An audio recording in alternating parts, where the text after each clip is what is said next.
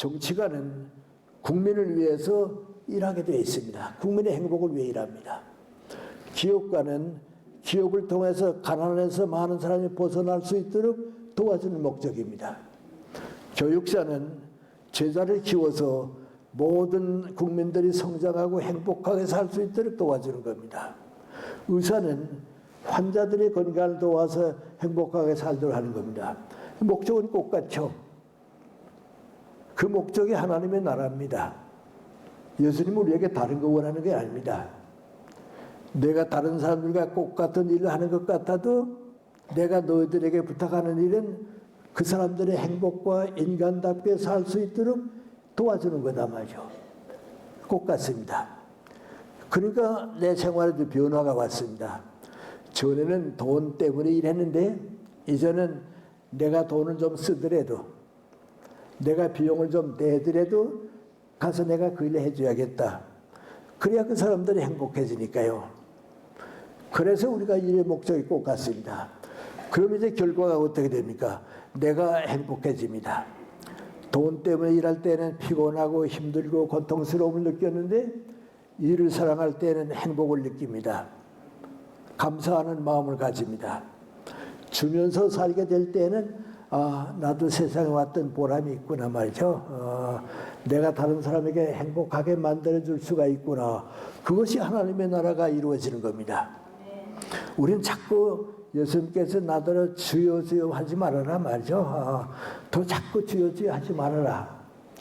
믿지 않는 사람들은 뭐라고 좀 교회 병사네 하면요 예수 팔아먹고 산다 그럽니다. 그건 그런 오해를 주면 안 되죠. 경제 문제하고 잘못하게 되면 그렇게 하는데 그건 아니죠. 이제 그런 사람이 이제 나더러 주여 주여 하기 쉬운데 그게 아니고 하나님의 말씀대로 살아라. 더 많은 사람이 인간답게 행복하게 살 수 있으면 나도 행복하고요. 또 사회 경제도 올라가게 됩니다. 현대그룹을 창설한 분이 정지영 회장입니다. 그분이 살아계실 때 한번 나보고 무슨 얘기하다 그래요? 김생 나는 이런 거 생각해 본 건 아니고요. 그저 사업을 하다 이런 나라 저런 나라 많이 가보는데요. 쭉 다녀보면요. 불교를 믿는 나라가 다 가난해요. 다 가난하고 유교를 믿는 나라가 다 잘 산다고. 그런데 더 잘 사는 나라는 다 기독교 믿는 나라들이라고 말이죠. 종교하고 경제하고도 무슨 문제가 연결이 있는 것 같다고 그래요. 그건 그렇습니다. 불교는 정신적 가치만 자꾸 강조하기 때문에 소유의 가치, 물질적인 가치를 자꾸 거부합니다. 유교를 믿는 나라는 왜 잘 사는가? 공자님의 교훈은 더불어 살아라. 함께 사는 동안에 행복해라. 그러니까 다 행복하게 삽니다. 그런데 기독교는 어떻습니까? 다른 사람보다도 더 열심히 일하고 경제적 가치를 창출해라. 그러나 그건 내가 소유하는 게 아니고 다른 사람에게 주기 위해서 일해라 그겁니다. 그러니까 하나님의 나라를 먼저 위하게 되면 그 국민들이 행복하게 되는 겁니다. 내가 1962년 봄학기에 미국 하버드 대학에 좀 머물렀습니다. 그 대학에서는요, 젊은 미국의 지도자들 키우면서 그 젊은 학생들에게 도움이 될 만한 특강을 좀 만듭니다. 라이놀드 니버라고 하는 신학자 목사님이 이제 그 특강을 위해서 와서 이제 강의해주고 되는데요. 나도 이제 그걸 들었습니다. 그 가운데 이런 얘기가 있습니다. 미국이 지금 세계에서 제일 부한 나라로 잘 삽니다. 부자 나라가 됐습니다. 이 선조들이 만든 부를 당신이 여러분이 물려받는다고. 여러분 젊은 사람들이 물려받는데 이게 우리 선조가 준 재산이니까 우리가 이거 가지고 행복하고 즐겁게 살자 하면 아메리카에는 희망이 없다고. 그 부를 유지하지 못한다고. 그럼 어떻게 하면 되느냐? 세계 가난한 나라에 다 베풀어 주라고. 세계 가난한 나라에 다 주게 되면 그 나라들이 잘 살게 된다고. 그러면 미국은 자연이 올라간다고. 정신적으로 영동하는 나라가 된다고. 그게 너희들에게 주어진 책임이다. 그 얘기입니다. 그게 바로 목사님의 얘기입니다.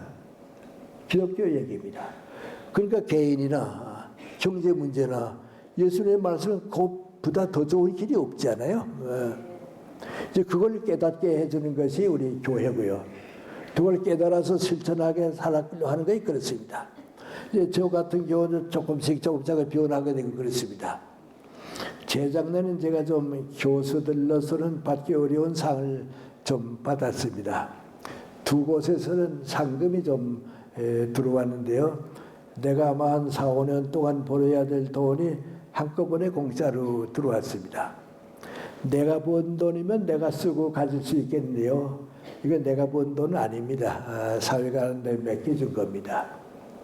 이걸 사회로 환원해야겠는데 무슨 방법으로 어떻게 할까 하는 생각 암만 해도 좋은 생각이 떠오르지 않습니다.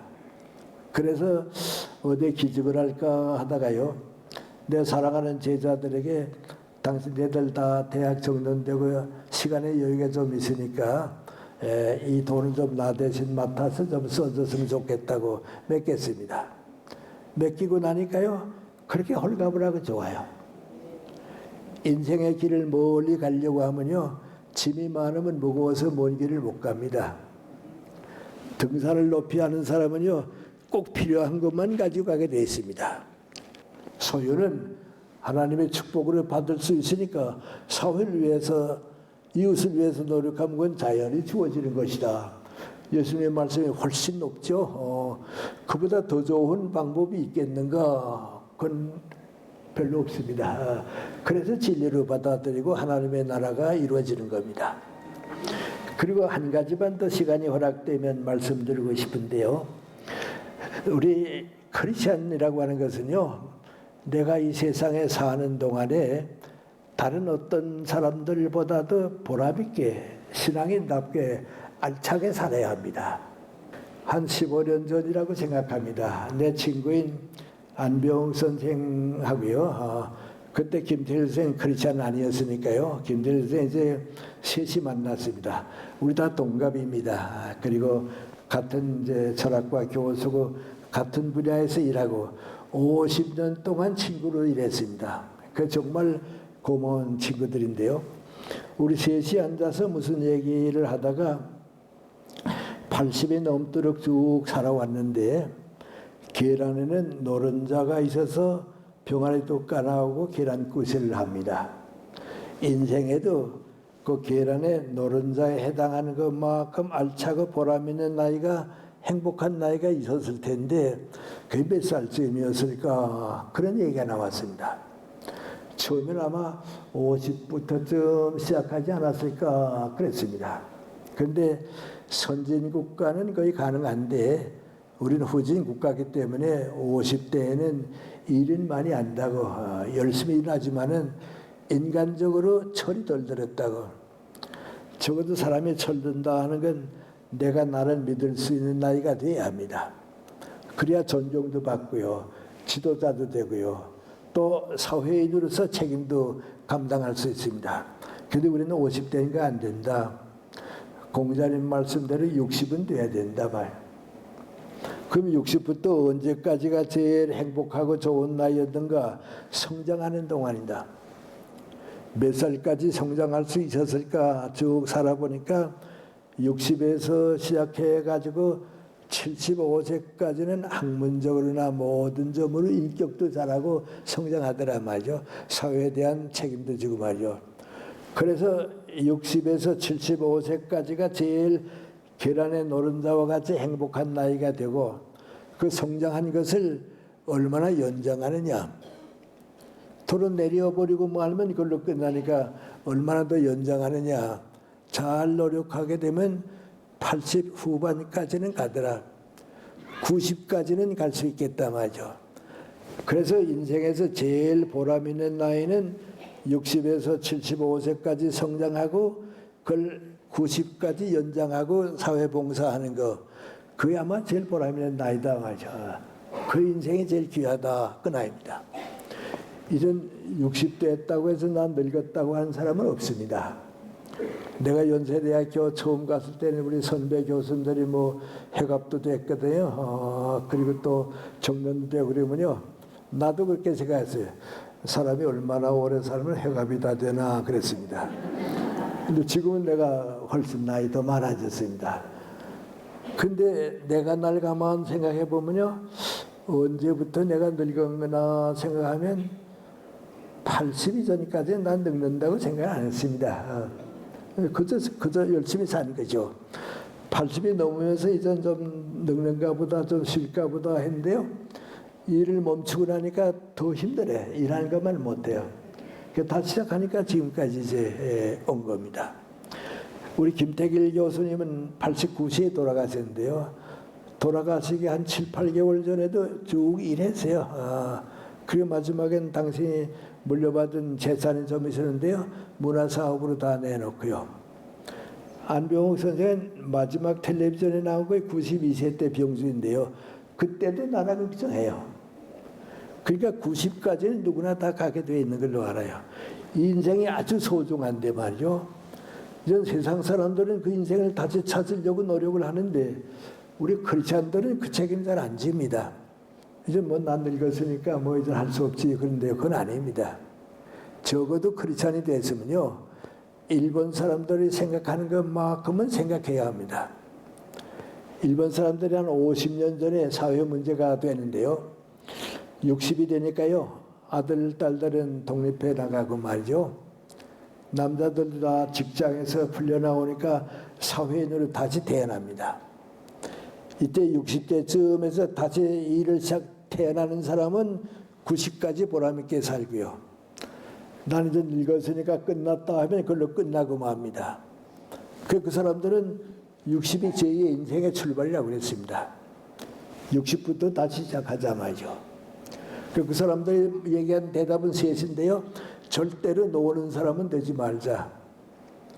이제 60 넘었으니까 일 다 끝나고 놀면 나머지 20, 30년은 잃어버리는 거다 말이죠. 일하지 놀지 말자. 두 번째는 이거 아니 그때 공부하자 말이죠. 사람은 정신적으로 얼마든지 성장할 수 있으니까 공부 다 시작하자 말이죠.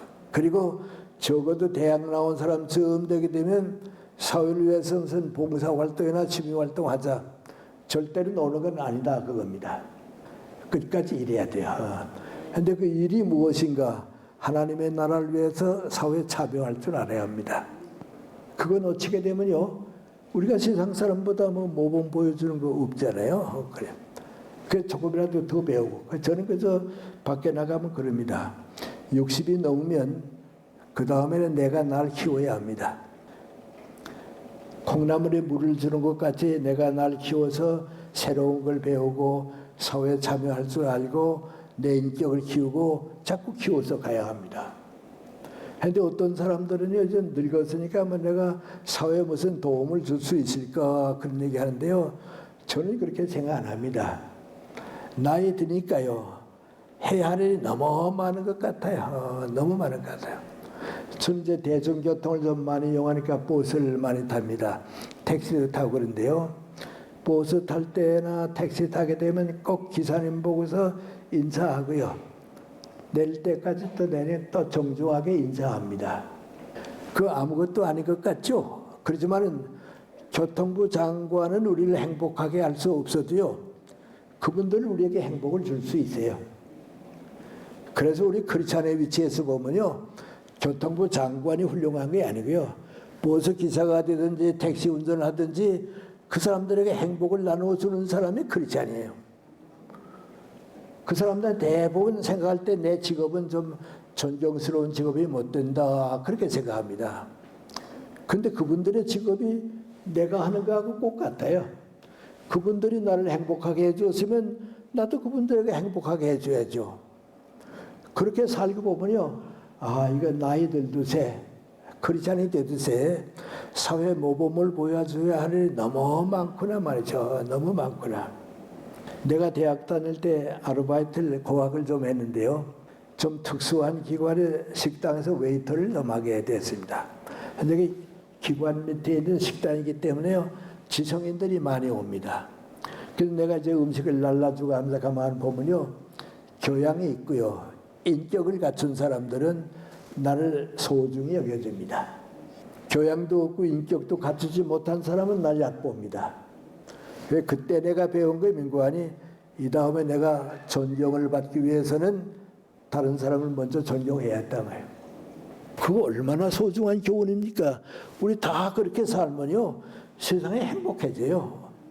올같이 각박한 세상에 살지 않아요. 또 우리 주기도 뭐라고 가르쳤습니까?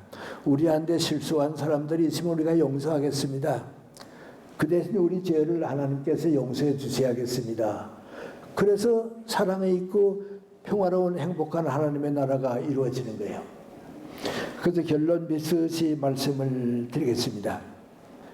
제가 14살 났을 때 이제 중학생이 돼서요, 아버지한테 와서 나온 학교에 발표하러 왔는데 합격이 됐다고 그랬습니다. 그날, 그 다음 날인가 아버님이 조용한 시간에 너 중학생이 됐다고 하니까 내가 너한테 할 얘기가 있다 그러세요. 무슨 말씀인가 했더니요, 내가 이제부터 긴 인생을 살아가게 되겠는데 항상 나와의 가정 걱정만 하게 되면 내가 가정만큼밖에 성장을 못한다. 친구들과 더불어 좋은 직장을 만들고 사회에 혜택을 주게 되면 그만큼 사회적으로 내가 성장한다. 근데 꼭 같은 사람이 항상 민족과 국가를 걱정하게 되면 내가 언젠지 모르게 민족 국가만큼 성장한단다. 그 인생이란다. 그 얘기입니다. 우리 아버님은 학교 교육은 전을 못 받으셨습니다. 교회에서 성장하셨습니다. 지금 생각해보면 바로 그 말씀이 기독교 정신입니다. 연세대학교 이제 교수가 돼가지고 쭉 머물러 보니까요, 지금은 안 그렇죠. 그때는 그런 것 같았습니다. 많은 교수들이 내가 대학을 위해서, 학문을 위해서 무엇을 줄까 하는 것보다는요, 무엇을 받을까 하는 게 더 많아요. 나도 그래요. 본급 올라가면 좋거든요. 보너스 나오면 좋거든요. 그런데 우리 학생들이 등록금 내지 못해서 고생하는 생각은 안 하거든요. 그건 공동체에 대한 가치관이 아니거든요. 그런데 그렇게 사는 교수들은요, 정년퇴직하고 나면 대학이 잊어버려요. 대학과 관계가 없어지고 자기 인생도 끝나요. 그런데 항상 학교를 위해, 대학을 위해서, 학문을 위해서 노력한 사람은 대학과 더불어 남아요. 연세대학교 학장 지난번, 총장 지난번, 어느 학과의 어느 교수는 10년이 남고 대학과 더불어 남아요. 그런데 많지는 않지만 우리 교수들 가운데 가만 보면요, 항상 민족과 국가를 걱정하는 교수가 있어요. 근데 그분들은 정년퇴직하고 난 다음에도요, 죽을 때까지 일해요. 사회가 원하니까요. 바로 내 친구인 안병옥 선생, 김태일 선생이 그런 분들이에요. 그런 분들한테 내가 자꾸 배우고 대우를 하고 나니까요, 나도 그렇게 살게 돼요. 한 번 안병옥 선생이 나한테 전화를 걸었어요. 김 선생, 다른 사람들이 생각하기에는 다 우리가 50년 동안 친구가 돼서 이랬으니까 자주 만나서 즐거운 시간을 가지는 것 같이 생각하는데 1년 내내 가도 한두 번도 못 만났네. 너무 이렇게 멀어지기 전에 우리 1년에 두세 번이라도 모여서 그날은 차도 마치고 점심도 같이 먹고 우리도 좀 우리 우정을 좀 이렇게 쌓아가자고 말이죠. 즐겁게 시간 좀 가지면 어떨까 그래요. 나도 그렇다고. 내 김태일 씨한테 전화 걸게요. 김태일 씨한테 전화 걸었어요. 이렇게 하면 어떻겠어요? 그랬습니다. 김태일 씨의 전화를 받더니 한참 있더니 한 말이 그 어떻게 한 가지만 생각하고 또 다른 생각은 못한다 그래요? 또 다른 생각이 뭔데요? 그랬더니 우리가 늙은 줄 몰라. 이젠 다 갈 나이가 돼서 세상 사람들 우리가 갈 나이가 된 거 아는데 그저 내 인생을 아름답게 마무리하기 위해서 마무리하는 일도 남아있는데 이제 만나면 뭐하노? 내가 쭉 살아보니까 제일 힘든 때가 언젠가 하니 사랑하는 사람을 먼저 보내고 혼자 남는 사람이 힘들어. 우리 세 사람 가운데 누구 마지막에 혼자 남을 거 아니야? 누가 남을래? 그 친구 위해서는 뭐 하려고 그래? 난 반대야 그래요. 그 인생을 더 깊이 본 말이에요. 그분 얘기하면 거 아니 사랑하는 사람을 보내는 사람이 더 힘들다는 말이 맞아요. 그래서 안 만나기라고 말하세요. 그 다음에 저 얼마 지나고 김태일님 아마 먼저 가시려고 그랬는가 봐요. 가시고요. 안병옥 선생이 또 한 번 나한테 전화를 걸었어요.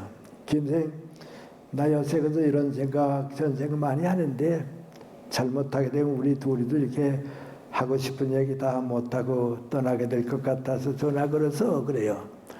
무슨 그렇게 심각한 얘기가 있어요? 무슨 말씀이에요? 그러니까 나 요새 이런 생각 저런 생각 좀 많이 해보는데 암만 해도 김선생이 혼자 남을 것 같아서 그래요. 왜 건강이 좋지 않으세요? 그랬더니 건강보다도 그저 내 예감이 그럴 것 같다. 그래서 좀 얘기하고 싶어서 우리 어머님이 세상 떠나시기 전에 유언하시던 장면이 꼭 그 장면이에요. 그 내가 저거 안생이 먼저 가시려고 나한테 친구로서 유언하려고 그런 거나 말이죠. 그 뭐 얘기 내용은 뭐 다 알죠. 혼자 남게 해서 미안해 그거죠.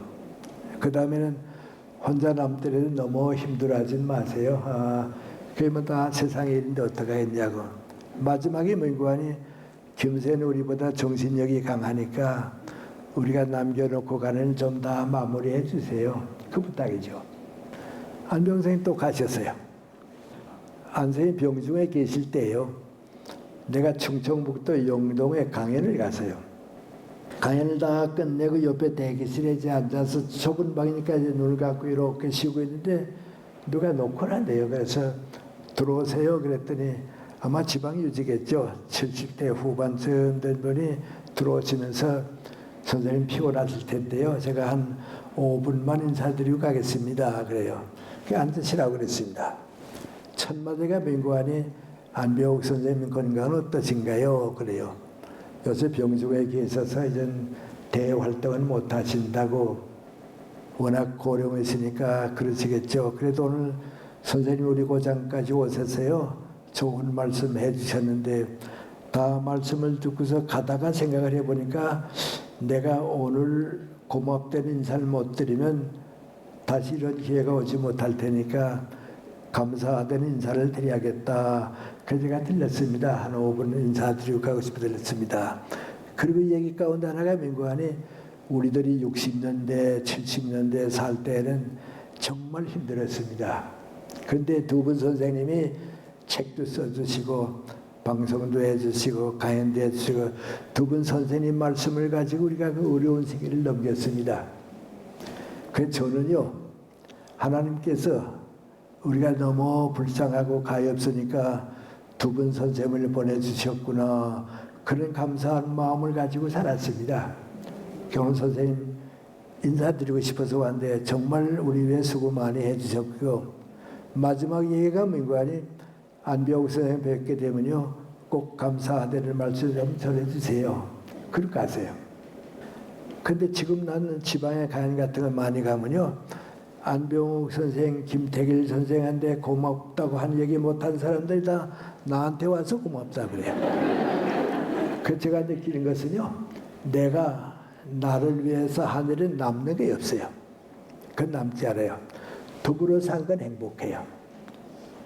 그 예수님께서 우리에게 마태복음에 뭐 인생 사는 건 다 그 우리 행복하게 아름답게 살라고 선하고 아름답게 살라고 쓰는 교훈이에요. 그런데 민족과 국가를 걱정한 마음은 하나님의 나라가 이 땅 위에 이루어지기 위해서 걱정한 마음은 남아요.